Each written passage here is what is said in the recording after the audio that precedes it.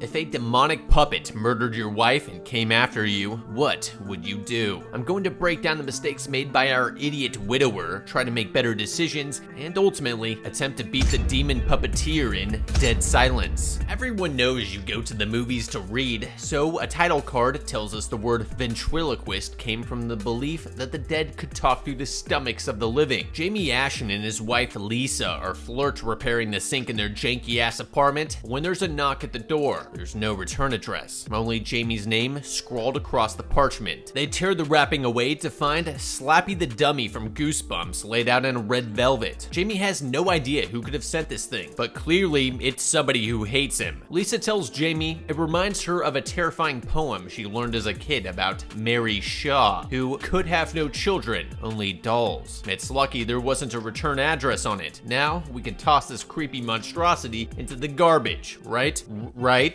Oh, we're keeping this. And we're propping it up in her bed under the sheet for shits and giggles? Cool. Maybe Lisa's one of those wives who wants to collect on our insurance policy. I mean, this looks like the sort of trademark a serial killer would send to their victim. In a few minutes, Jamie will also tell us that in the town he's from, puppets like this are a bad omen. So why would you keep it? As any reasonable adult would do, Jamie should prop this thing up in the apartment lobby with a free sign on it on his way out the door to fetch takeout, or, send it through a wood chipper. Look, I'm not gonna tell you what to do with the creepy gifts that land on your doorstep. All I'm saying is this thing came gift wrapped with Jamie's name on it. This means the gifter has our name and knows where we live. How about we write out a quick list of everybody we know? Jamie's in his 30s. He has like 5 friends max to put on that list. No real enemies to speak of except for his dad, who he had a strange falling out with years ago. While Jamie's out grabbing Chinese, it starts moving on its own, messing with the power in the kettle on the stove. Lisa's mind immediately jumps to her new house guest instead of checking the hallway to see if the power's still on in the rest of the building. Sure, we could just wait outside the door until Jamie gets home or knock on a neighbor's door, but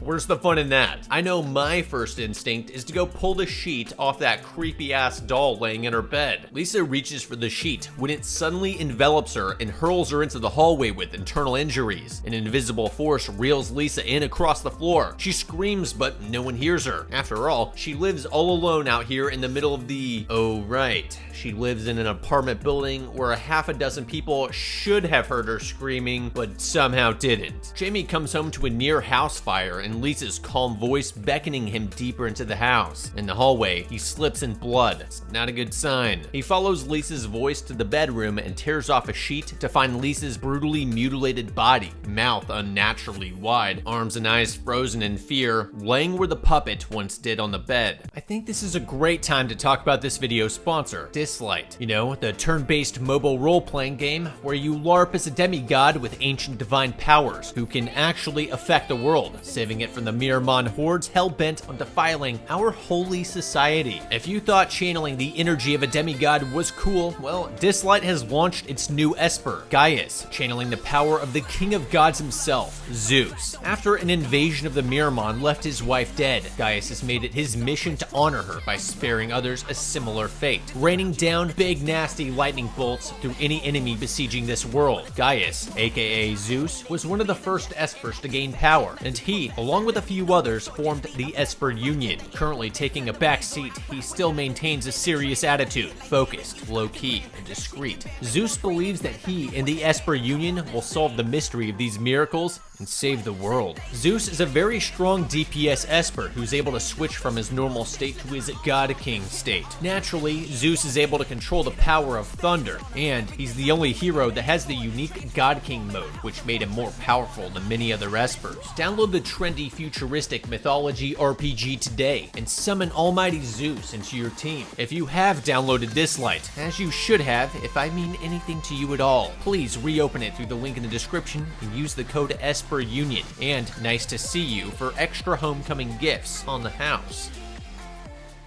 Jamie's left in a police interrogation room. Detective Lipton, obviously recently transferred from the Amityville's police department, effortlessly accuses Jamie of killing his wife and trying to use the rose he brought her as a fake alibi. Really, Lipton? A rose? I'm insulted. If I wanted to murder my wife and get away with it, I'd have an elaborate bulletproof alibi and your beat cop ass wouldn't be on the case. I digress. Jamie asks him to look into the puppet, you know, the strange delivery that appeared on their doorstep right before. But Lipton doesn't believe in bad omens. Yeah, this is about the time I remind you that cops are not your friends and no conversation with them in a room for questioning is casual. The moment Lipton mentions us as a suspect in our wife's murder, the first thing out of our mouths is, I invoke my right to remain silent and I invoke the right to speak to my lawyer. Then we shut the fuck up no matter what the cop says next. Jamie returns to his apartment where we see that the crack team at Amityville's worst police department cataloged some evidence, but not all of it. Like the ventriloquist dummy laying by the bed where Lisa died, or the massive trunk it came in. At this point, I'd be thinking slasher more than Spectre. I'd search for a local lab or drug-addled forensics tech who I could pay to collect and test any evidence from the trunk and doll. Jamie tears away the velvet trunk lining to expose a poster for The Amazing Mary Shaw and Billy Show at Raven's Fair. Another raging clue. That Mary Shaw sounds familiar. Well, I'm sure glad her dead wife remembered that obscure poem from her childhood just before the puppet killed her. Puppet strapped in like a toddler in the backseat, Jamie same days it to Silent Hill. I mean, Raven's Fair, a one-horse town that butchered its horse. Jamie arrives to his childhood mansion where his hot new stepmom Ella greets him at the door. There, he learns his father Edward had a stroke recently and is now wheelchair bound. Jamie asks his dad about the Mary Shaw poem. Beware the stare of Mary Shaw. She had no children, only dolls. Ella finishes it for him. If you see her in your dreams, be sure you never ever scream. Is something being foreshadowed here? Could this nursery rhyme that everyone from this town already knows supply everything we need it to defeat the evil in this place? Possibly. Jamie crashes at the Last Night in Soho motel where he decides to prop Billy up at the table like a wooden boy instead of, you know, stashing his creepy ass in the case he came in, and then put that in the trunk of our car. Billy plays peekaboo with him by the bedside before Mary Shaw unfurls in the corner and Jamie wakes himself from the nightmare by turning on the light. Okay, can we put Billy in the trunk now, Jamie? Or drop kick him into a campfire? At the funeral home, the mortician begins his examination of Lisa's body, recognizing the gruesome handiwork instantly. He hears the childlike voice of his wife, Marianne, who's hiding in the crawl space claiming she's back. Can't get to her down here. That's reassuring. Any other tips, Marianne? Do we need to go stuff our own emotional support ravens? Even though his wife was full of life and laughter, Jamie does the sensible thing of burying her in the family's gothic graveyard with the weeping angels from Doctor Who to keep her ghost company. He notices a woman wandering in the woods. It's Marianne. She warns him Mary Shaw is back. Before her husband drags her away, she tells him to bury the doll. Jamie discovers a gravestone and learns that Mary Shaw was a real person. I don't know about you, but if a cryptic woman comes out of nowhere to warn me about the exact person haunting my life like a desperate ex, I'm chasing after her for all the details to this burying ceremony I need to do. I'd ask where it needs to be done, if I have to say any spells or Bible verses over it, and what'll happen if I scream when Mary Shaw appears in my dreams. Yeah, Jamie hasn't reached the evil doll did it realization yet, but he himself said that these puppets were bad omens. At the very least, I'm burying Billy in the shallow grave behind the motel during broad daylight. I'm not going anywhere with him after the lights go down. And I am definitely hitting up the town hall or the local library for information about Mary's death when I finally believe she killed my wife. I'd want to figure out why she targeted me specifically. And once the lab I paid came back with fingerprints from Billy's truck, I would want to confront the very alive human person shipping puppets for Mary to victims out of town. Jamie brings the puppet to Mary Shaw's graveyard and searches the headstones until he finds one for Billy and digs up the empty casket. Billy's mouth clicks open and the sound in the forest dies. Jamie tosses Billy into the casket, but oh no, Billy's got a jump scare him before Jamie seals him inside. Back on the road, figures dart around Jamie's car before Billy pops up by his window. Naturally, Jamie immediately leaves the safety of his automobile to go look for him. You dumb son of a bitch, do you want to die? This is as bad as stepping out of your cabin into pitch darkness when something's throwing rocks at your window. You see this? This is Jamie's evil doll did it moment. If burying Chucky's pervier cousin isn't gonna cut it, it's time to try everything. Salt it, burn it, wrap it in iron, stab it in the heart with silver, trench it in holy water, everything. My first stop is Home Depot to grab a fire extinguisher, a Schrader valve, a hose clamp, and 1/4 inch brass hose adapter, a wind-resistant barbecue lighter, fuel, a hammer, 3/4 inch lamp wicks, a bike pump, and a faucet supply tube. Can you guess what I'm building here? Yes, a compact flamethrower to keep in my car and carry with me anywhere I go. Jamie returns to his dumpy motel. He steps out of the bathroom to Billy's frozen face, Detective Lipton sitting in Billy's seat by the window. Lipton tells Jamie he's been following him. He talks through Billy to suggest that Jamie buried the doll because it was evidence that would prove he murdered Lisa. This guy's short memory is infuriating. We literally told you to investigate the puppet back when you first questioned us. At least he's done us a solid by breaking into our motel room so we can lodge a formal complaint against him that we can use in court later. Plus, he's broken the chain of command by not taking the so-called evidence back to his station for immediate processing, and by not wearing gloves when he touches it. Jamie tells him the story of Mary Shaw, but he should be thinking through the steps the detective would have to take to get to his room tonight. Following us, I could almost understand, but Lipton would have had to follow us out to the graveyard, watch us bury Billy, then dig it up, contaminating a whole slew of forensic evidence in the process, just to come jump scare us with it. I mean, there's dedicated, and then there's just weird. At least Lipton takes the creepy thing with him for the night. The next morning, Jamie waits until Lipton leaves the motel before breaking into his room and stealing the puppet back. He takes it to the mortician. In a flashback, we learn the fate of Mary Shaw. A little boy heckled Billy during a stage performance and disappeared. Shortly after, Mary was murdered. Her creepy-ass will stated that all 100 of her dummies were to be buried with her after she herself was turned into a doll. This is what happens when you neglect your kids. In the years following her death, dozens of townsfolk died and had their tongues ripped out. Apparently, in all that time, nobody thought to go out and start a big bonfire in her grave. Also, is anyone else getting Nightmare on Elm Street vibes here? Mary and Freddy were both murdered for suspected child killings, and they seek revenge by going after the families of those that killed them. They've also got their fanfic poems going for them long after they've died. Jamie enters Mary's theater. He ventures backstage and up onto a rickety catwalk for the thrill of it, until he comes to Mary's rooms. A weathered trunk holds Mary's ancient scrapbook containing the IKEA manual for building the perfect doll. It's like a reverse Pinocchio. To make a wooden puppet, you need a living boy. Turns out the little kid who went missing after her big performance was related to Jamie. Surely we'll take this book of incredible importance with us back to town so we can read over at length and discover all of demonic Mary's weaknesses. Surely this is the key to ending all the nightmares and the creepy doll stalking. Oh, no. Oh, okay, we'll just leave it here, I guess. Another great decision by Jamie. Back at the funeral home, Henry hears his wife rambling to Billy. She claims he spoke to her, but Henry refuses to believe her. He decides to put Billy back in the box when he hears his wife's voice coming from the crawl space. Billy watches as Henry crawls inside. Mary locks him in. He screams, and she uses her Resident Evil tongue to feast down on his while he's still alive. Fucking puppet demons, man. How do they even work? Henry's lived in this Silent Hill town his whole life. Why is Mary killing him? Was it because he talked to Jamie and gave him some advice? Or was it just because he was going to rebury Billy? In either case, why does she take so long to attack? Why hasn't she killed Jamie already either? All good questions. I hate to speak ill of the dead.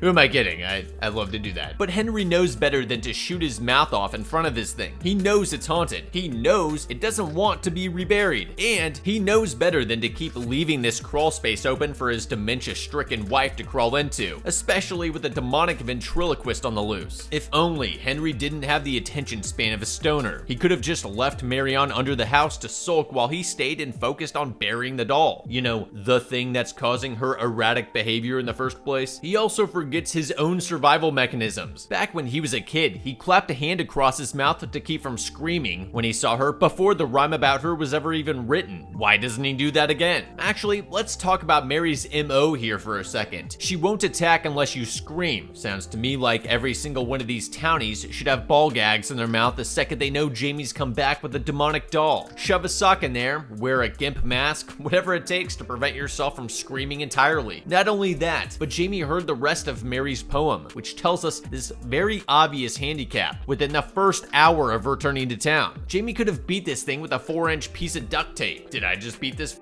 puppet? I think I just beat this puppet. Jamie confronts his father about the little boy from the scrapbook, Michael Ashen. Edward tells him Michael was his uncle. When he went missing, the Ashens and men from town laid the blame on Mary and made her scream when they cut out her tongue and killed her. She came back for revenge, targeting the men responsible and every person in their families. Mary Shaw.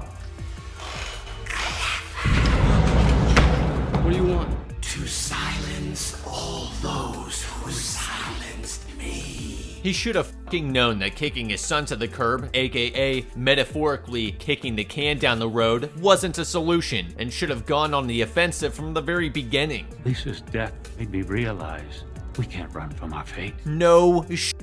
You didn't realize this when their wives, children, and children's children had their tongues ripped out? Only just now, when my pregnant wife was murdered. I'd have it in me to Spartan kick old Ed into the fireplace, which would happen to expose Ella's whole charade. At the front door, Jamie runs into Detective Lipton, who shoves himself inside and tells him that someone dug up all 101 of Mary's dolls. Wait, how does he know this? Did he spend the entire day digging up doll graves? Ugh, goddamn. Jamie then gets a garbled up phone call from Henry telling him he can prove he didn't murder Lisa if Jamie meets him at the old theater. Before the detective can arrest Jamie, he bolts into his car and hauls ass for the theater. We're gonna stop by Home Depot first and get our flamethrower assembled, right? Oh, no, okay, just checking. Jamie arrives to the theater unarmed and follows Henry's definitely dead voice across the skywalk to Mary's room. Lipton catches up to him with a 12 gauge right before Henry's dead voice calls out to both men. A woman begins to hum. Jamie tells him not to scream no matter what happens. Should have brought those ball gags. Lipton finds Billy's checkered cousin and tosses it behind him, pulling down a curtain that reveals 100 dolls and glass crypts lined up along the walls. Billy number 57 is missing. A red curtain catches their attention. They whip it aside to find the rotting body of Michael Ashen halfway through his dollification process. Suddenly, all the puppets begin to turn. Pennywise tells Jamie that she won't stop until she has silenced everyone who silenced her, a convincing motive. He asks her why she targeted Lisa. She offers to tell him if he comes closer. Since Jamie has the death wish of a squirrel crossing a busy road, he does just that. Mary tells him Lisa was pregnant and she wanted to kill the last Ashen. She licks Jamie and materializes. Lucky for Jamie, Lipton levels the pump and blows her away. It's not enough. Mary takes her doll fetish to the next level as one by one she begins to possess her puppets. Lipton shoots a few down before Jamie sets fire to the rest. They break for the rickety skywalk, but Mary's rigged it, and Lipton plummets off the edge. When he inevitably screams, Mary rips out his tongue. Again, should have brought the ball gags. She comes for Jamie, but he covers his scream and falls into a pit of liquid luck that leads out to the lake. He remembers the Billy doll is still very much unburned, so he rushes to Henry and Marion's house and discovers Marion cradling Henry's dead body. Marion tells him Ella took Billy's doll. You know what?